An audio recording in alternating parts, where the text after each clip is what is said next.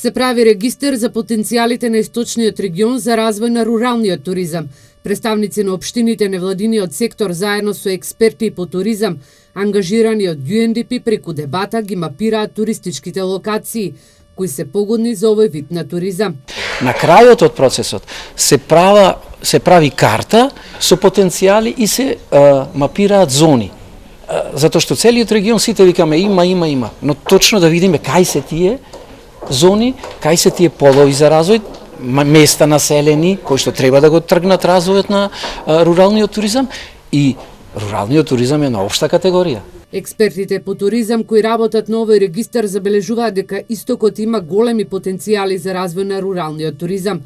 Веќе имаат и конкретни предлози, како што е Лесново, но и други туристички локации. Оние места кои што се приоритетни, како што рековме, Лесновскиот дел, Зрново со Зрновска река, навистина преубав простор за рекреација, за активен одмор и така натаму.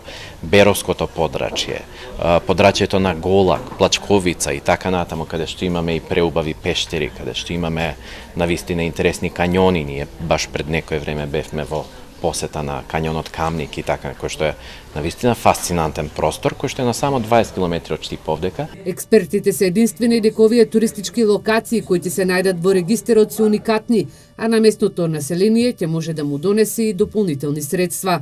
Но покрај тоа што овој регион изобилува со природни убавини и реткости, сепак експертите се единствени дека потребна е поголема едукација на населението, кое сака да екзистира од руралниот туризам.